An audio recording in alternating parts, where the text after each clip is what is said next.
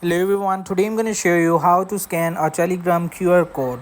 Simply just download this application on your mobile device, or you will just launch this Telegram and just sign it by your number, and we will just move in the right bottom corner option is the settings.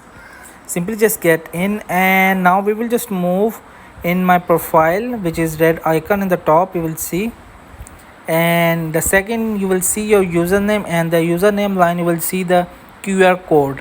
So simply just tap on it.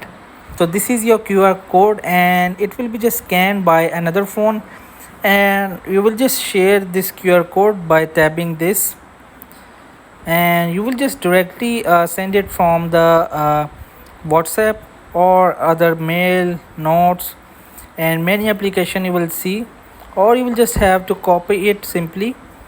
So you will be just also just send it from the text, just paste it easily in the message box. So that's it.